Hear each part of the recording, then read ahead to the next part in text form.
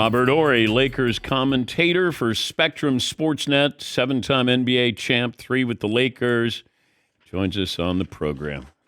How you feeling today? Feeling good, brother. How are you, man? Good to see you. Good to see you. When Nuggets had the ball, game tied, what were you thinking? Trap. That's what I was thinking. Trap and rotate. That's the thing. When you got shooters like Murray, and he can be bad 1, 2, 3 those quarters, but that fourth quarter he comes alive. And for me, you get the ball out of the most dangerous man hand. And I'm a strong believer in that. And a lot of people like to say that's old school basketball, but make someone else be the superstar. Make someone else knock down the big shot. Get it out of the head of the snake's hand. And the Lakers didn't do it. They were just content with switching. Well, I wondered about that, and you're saying that they should have forced somebody other than Jamal Murray to take that shot. So you would have been comfortable if Joker ended up with the ball with the game on the line. No, in that situation, you got Joker and Murray in a pick and roll. Soon as you see that pick and roll, the backside defense should be talking, I'm gone. We used to call it, amazingly, we used to call it Denver, where you run over and you trap the ball and someone else stays on the big and you make someone else beat you.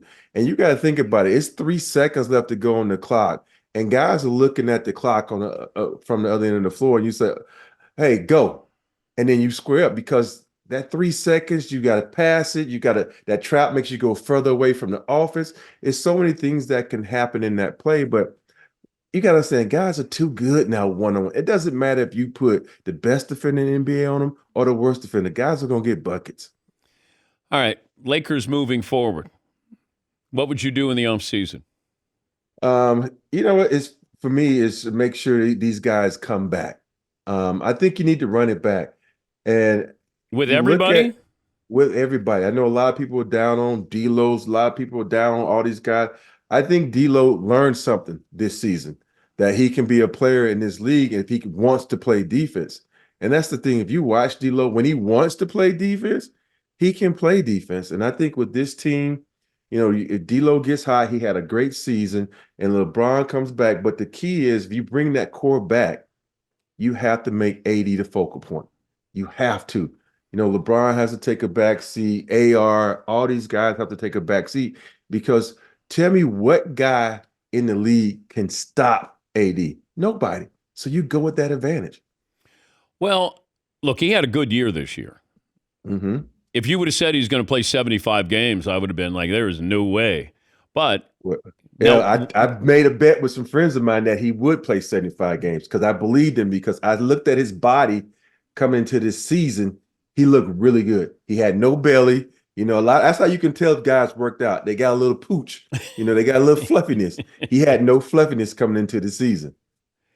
well, can I get that season again from him? Can LeBron give me that season again? That's what I'm concerned about, Robert, is No. they had a good year this year. Yeah. It's just they ran into the team that they can't get by. Yeah, they nemesis, but they found a way to contend with that. And so now you're looking like, okay, this is how we beat this team. This is the formula. LeBron, I know you're going to be what 40? Yeah, but Robert, are the Lakers better than Minnesota? You know what? I think so. And the reason it is you don't look at records all the time. You look at matchups. And when you look at matchups, you got guys like Rui who has a big body that I'm not going to say he can stop Ant-Man because he's playing amazing, that can stay in front, that can handle that strength, meet force with force. And that's what this is about. Can you meet force with force? And think about it. Every time Lakers play Minnesota, Gobert can't stop AD. Cat can't stop AD. And that's the biggest key. And I think Cat, he's become a three-point shooter, so you don't have to worry about that post-up aspect. So you can put Rui on him. And the matchups are perfect. It's all about matchups. Yep. What's LeBron do?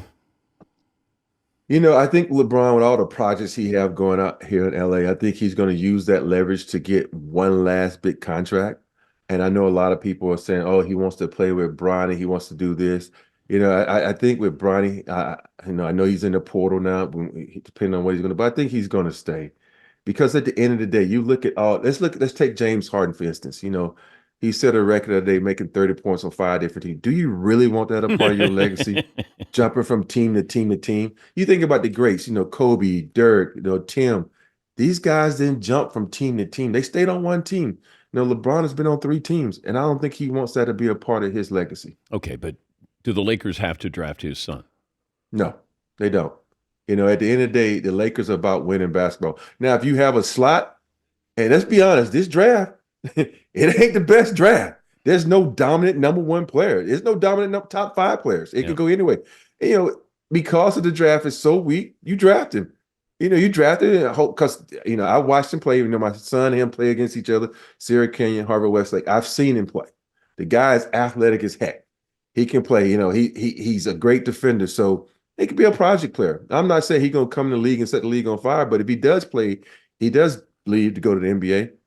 Someone can take a project player because that's what he's going to be. Because he's not ready yet because he still, needs to learn the game like a lot of these guys coming into the draft. He's Robert Horry, the Lakers commentator for Spectrum Sportsnet. How good are the Nuggets? The Nuggets are real good, but you do see a flaw in their armor, and that's their bench.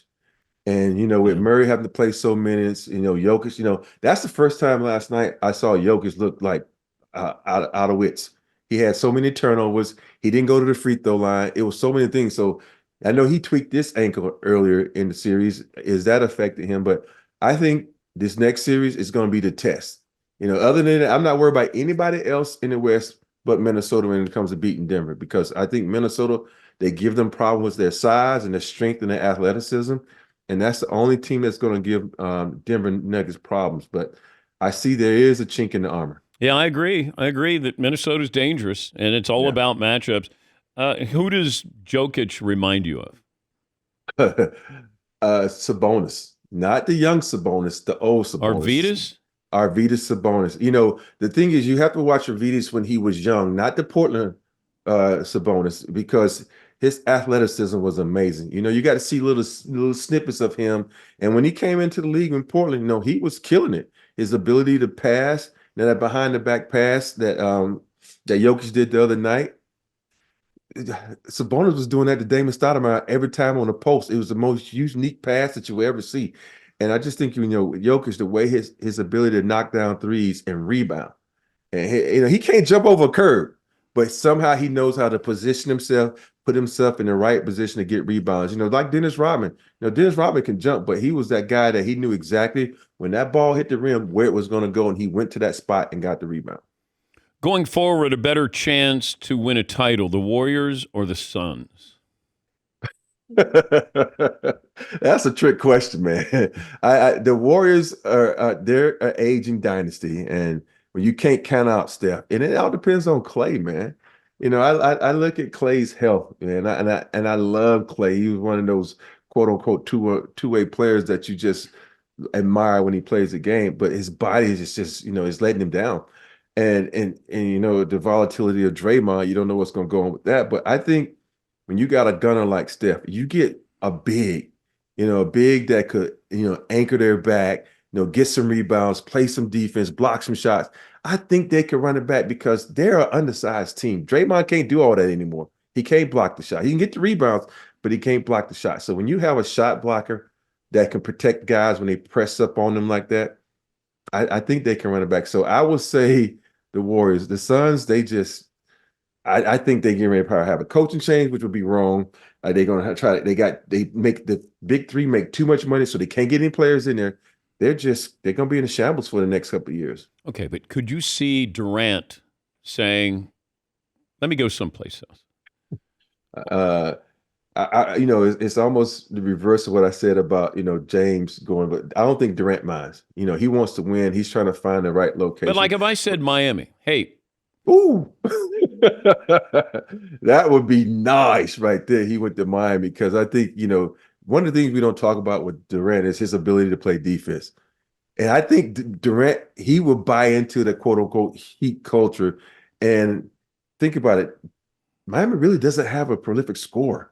I know Jimmy Buckets can get, but that's not who he is. He just likes to play the game and take what's given to him. If you put him on that team, now you got a new king of the East. Yeah, And I don't know anything. I don't have any knowledge. Nobody told me anything. I just wondered if I'm Sure. KD. No, if I'm KD, Uh-huh. I don't like this mix with Phoenix. Mm-mm. Frank Vogel's got 4 or 5 more years left on that contract. Bradley Beal is always nice in a Wizard uniform, but now you're playing in big games. And I mean, Devin Booker. Can you trade Devin Booker? Would Devin Booker want to be traded? Maybe you get some assets there. Devin Booker is, to me, one of the great players in this game that doesn't go talked about, because he's in Phoenix. And it's weird because if you think about guys who can score at every point on the floor, post up, mid-range, three, he can do it all. But because he hasn't been able to get over that hump, they've been to the finals, and they weren't able to get over that hump. It's just like they forget about him. But I think he is a valuable asset, and whoever gets him, if he goes anywhere, but I don't think he wants to go anywhere because he has all those cars in Phoenix. He likes riding in Phoenix. He can't do that in New York. He can't do that in Miami. So that's a perfect place for him, so he can really love those cars. So I don't think he's going to go anywhere. Well, but he could go to Utah. You go to Utah. There's plenty of space out there to drive your car around if that's the case. Yeah, but he has no supporting cast out there that's going to get him to the promised land. Do you believe in the Knicks? I do not. I think Brunson is a hell of a scorer and he's doing what he did, but I think at the end of the day they need some size. They're not big enough. With a healthy Embiid, and with them being able to play, I think it'd have been a different story. But who knows though? Sometimes you might be able to have that 3-guard front, and get past it. But I just think they're too little at the end of the day. Always great to talk to you.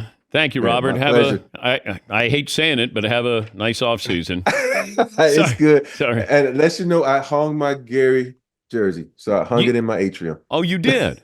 Yes. Finally. Because you talk so bad about me. Well, you had it there, but you didn't hang it. I just thought... I had to hang it. I thought about you when I was hanging it. Thank you, Robert. Thank you, sir. That's Robert Horry, Lakers commentator for Spectrum Sportsnet. 7-time NBA champ, won 3 of those with the Lakers.